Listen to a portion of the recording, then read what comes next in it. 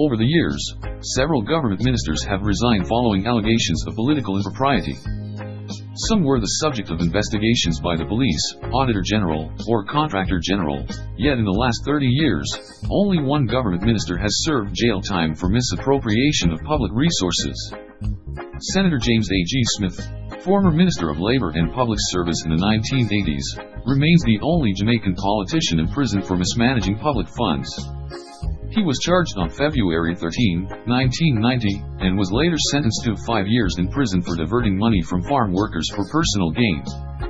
Historically listed in chronological order, we will be highlighting some of the top political corruption allegations that ran rampant in the Jamaican political arena since 1991.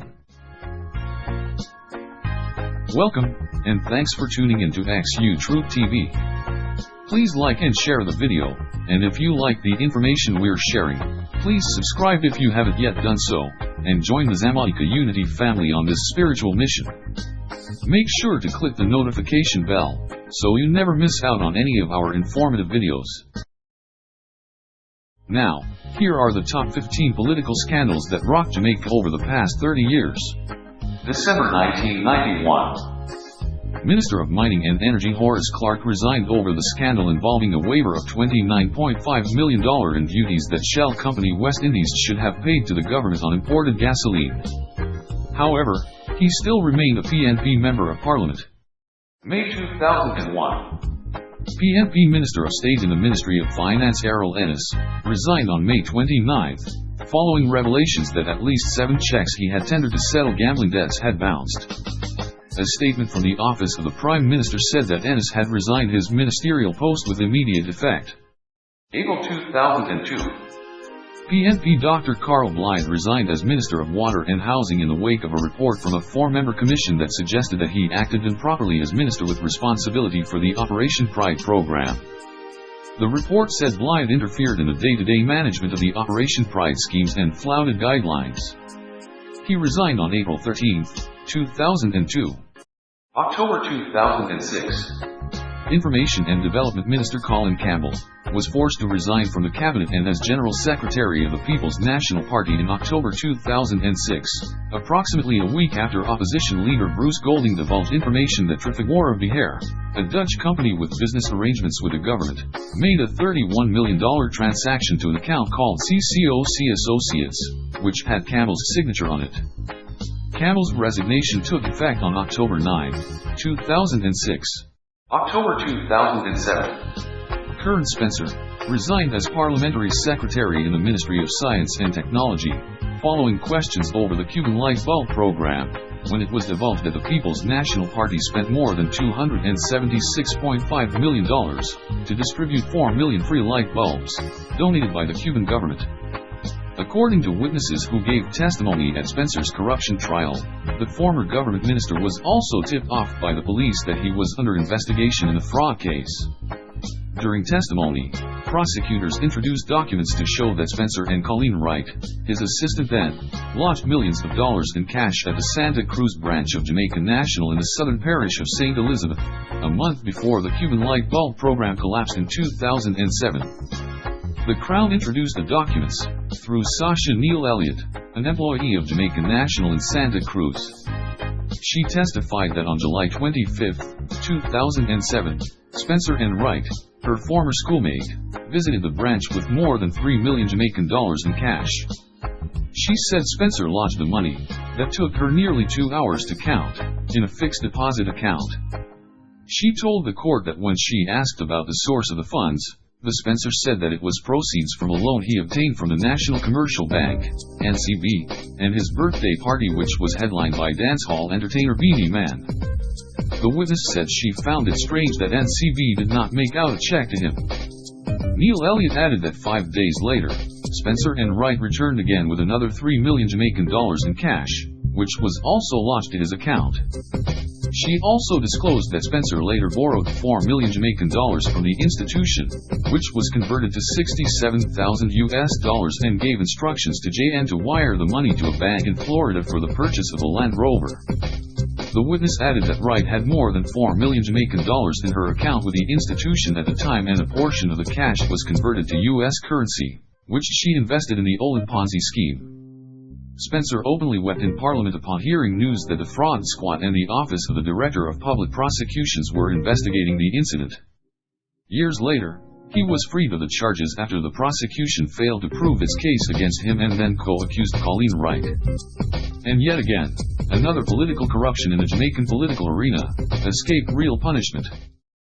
July 2009. In 2009, the nearly 2-year-old Jamaica Labour Party government was hit by the resignation of a fourth high-ranking official when Joseph Hibbert, State Minister for Transport and Works, stepped aside. The State Minister for Transport and Work resigned 6 months after he was named as subject in a corruption probe by investigators in the United Kingdom. Joseph Hibbert resigned July 14, 2009 as Junior Transport and Works Minister, less than a week after the British firm Mabey and Johnson pleaded guilty to bribing officials in Jamaica and other countries to win bridge-building contracts. Hibbert, however, remained the Member of Parliament for East Rural St Andrew. Joseph Hibbert was Chief Technical Director in the Ministry of Transport and Works in the 1990s, the period that the UK firm allegedly paid the bribe. Hibbert, in a letter to then Prime Minister Bruce Golding, said, "In view of the allegations of bribery of Jamaican government officials, made in the UK courts by the British firm Mabey and Johnson Limited in which I am implicated, I have today decided to submit my resignation as Minister of State in the Ministry of Transport and Works to the Honourable Prime Minister." Hibbert's statement added, "This resignation will allow me the time and freedom to clear my name and my integrity, as former Chief Technical Director in the Ministry of Transport and Works during the 1990s to which the allegations refer."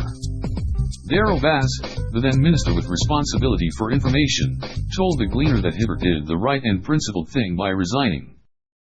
May 2010. Government Senator and JLP State Minister in the Ministry of Foreign Affairs and Foreign Trade, Dr. Ronald Robinson, resigned as Senator and Junior Minister in wake of the Manette Phelps and Phillips affair that dogged the government of Jamaica in relation to the Christopher Judas Coke extradition affair. In his resignation letter to the then Prime Minister Bruce Golding, dated May 20, 2010, Robinson apologized for his role in the Manette scandal and noted his wife's ill health as another reason for his resignation.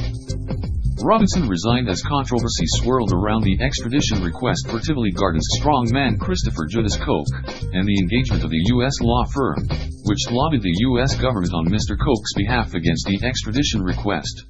November 2010. The repercussions of the 2010 extradition saga involving a gang leader, Christopher Judas Coke, continued to damage the JLP government's standing as fresh revelations emerged from the public inquiry that was set up to look into the previous year November 2010 events on the political scene. The inquiry, which the then Prime Minister Bruce Golding was forced to establish in the face of mounting public and opposition pressure, examined the involvement of a law firm, Manette Phelps and Phillips, which lobbied the U.S. government on Mr. Coke's behalf against the extradition request. At a time when confidence in the Golding administration was at a low, the inquiry pushed the events surrounding the extradition and subsequent allegations that the government had hired the U.S.-based law firm to lobby for Mr. Coke back into the spotlight. Although he has consistently denied that the JLP-led government had any involvement, and that the firm was hired by the Jamaica Labour Party, Mr. Golding offered his resignation over the issue at the time. Widespread skepticism over the extent of the government's involvement was fueled when a former Junior Minister of Foreign Affairs, Ronald Robinson, told the Inquirer that Mr. Golding had sent him to meet with Manette Phelps and Phillips in the U.S. on behalf of the JLP-led government and not the JLP party. Also in testifying, the Solicitor General, Douglas Lees, said that there was a web of deception surrounding the government's stance on the extradition. November 2011. In 2011, Transport and Works Minister, JLP Mike Henry submitted his resignation to Prime Minister Andrew Holness due to concerns over the management of projects by the National Works Agency, NWA. Henry's resignation followed revelations that more than $60 million was spent on furniture for the NWA's offices.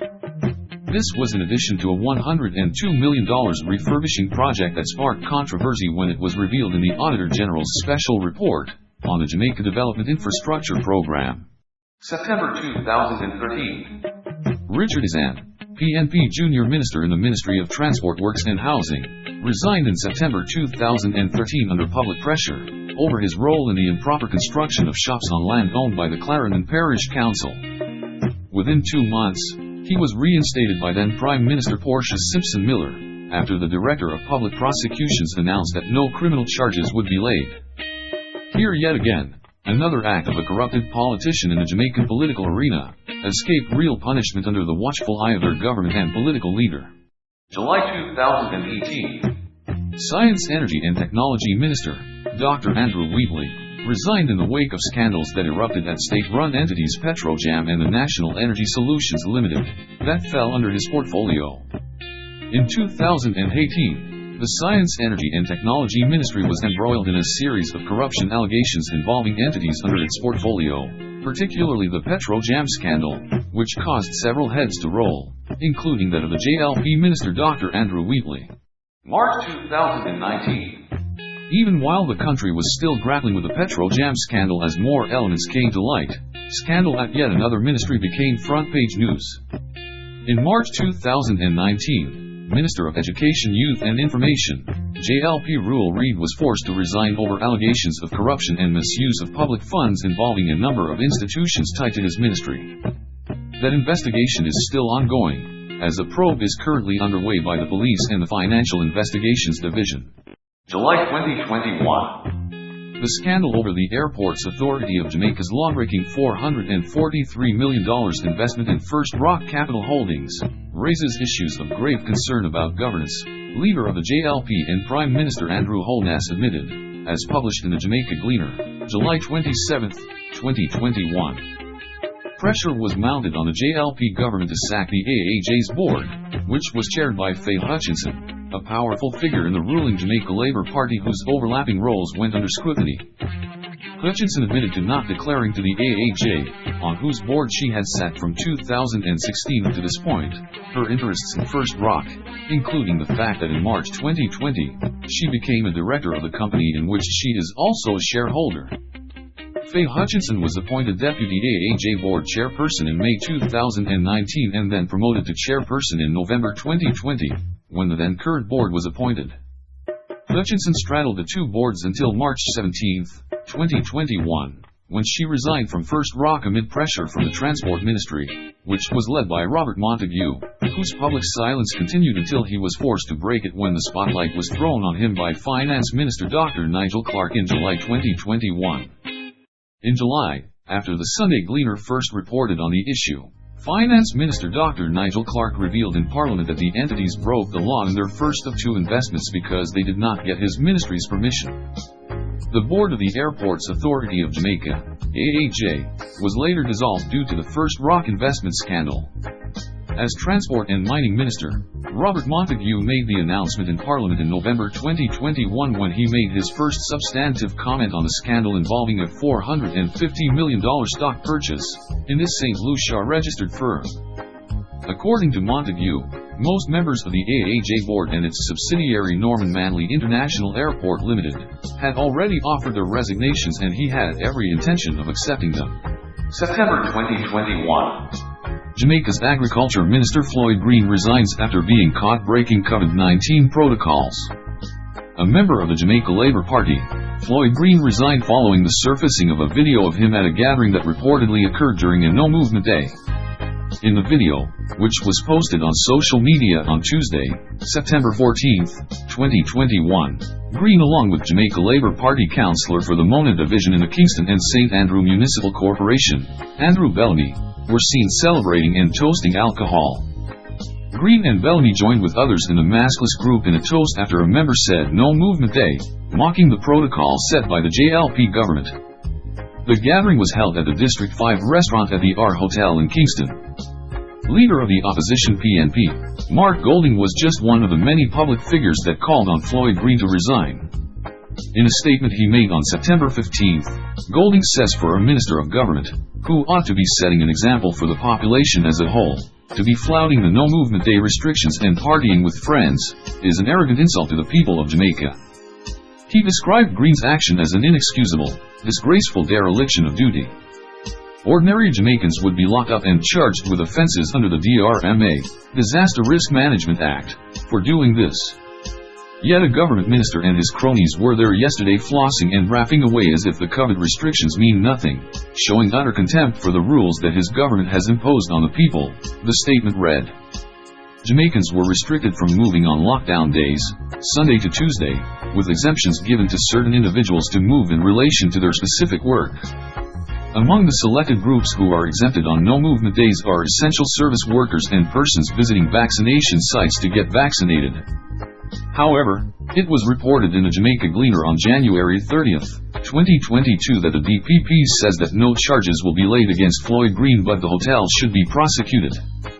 The Office of the Director of Public Prosecutions, the DDP, recommended that charges be laid against the proprietors of the R Hotel in New Kingston for breaches of the Disaster Risk Management Act, DRMA, but recommended that based on the Act, there is no basis to charge Government Minister Floyd Green, Mona Division Councillor Andrew Bellamy and others who were captured on video in September at the R Hotel birthday party, toasting to a no-movement day. And here we go, yet again. Another blatant political bias in the Jamaican political arena, where a political minister, the perpetrator of wrongdoing, escaped real punishment. March 2022. Robert Montague resigned from the cabinet as minister without portfolio, capping a turbulent run as a minister of government for over the past 6 years. The precise reasons are not known, but the resignation came days after a damning Integrity Commission report on the Firearm Licensing Authority, FLA, cited him for knowingly granting a firearm permit to 6 people with criminal traces, while he was National Security Minister and was in charge of the FLA from March 2016 to 2018. The Integrity Commission said, the FLA board, which was appointed in 2016 after the Jamaica Labour Party won state power, acted with impropriety in the issuance and/or grant of firearm user licenses to persons of questionable character during the period 2016 to 2018. Montague's predecessor from the opposition People's National Party, Senator Peter Bunting, was also named in the unfolding scandal. Bunting held the national security portfolio between 2012 and 2016 and was succeeded by Montague under a new administration up to 2018. In one instance, the report said Bunting approved an applicant who was arrested and charged in the United States for the offenses of trafficking cocaine, 4 counts of larceny and grand theft in the 3rd degree. The applicant's firearm user's license was revoked in September 2012 on the basis that he misrepresented himself to the FLA, and could no longer be considered fit and proper to be issued with a firearm.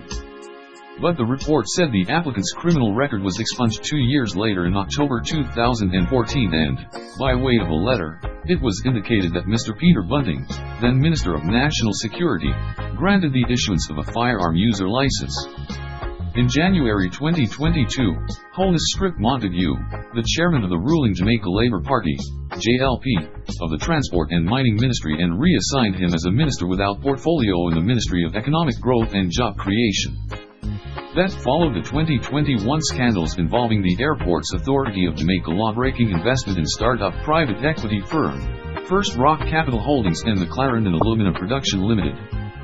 Montague started as the National Security Minister in 2016, when the JLP won power, but soon came the controversy involving the botched procurement of used cars for the police and the scandal at the Firearm Licensing Authority, FLA, over the issuance of licenses to persons of questionable character.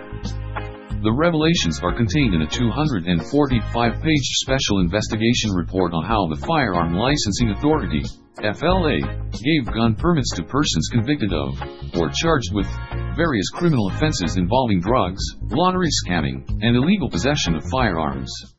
There, you have it. The top 15 political scandals that rocked Jamaica over the past 30 years. Scandals that have average Jamaicans wondering how and why politicians can walk free even when it is blatantly obvious they should be behind bars for their criminal and corrupted activities. Thanks for watching. Please like and share the video, and if you like the information we're sharing, please subscribe to XU Truth TV if you haven't yet done so, and join the Xaymaca Unity family on this spiritual mission. Remember to click the notification bell, so you never miss out when we upload more informational videos.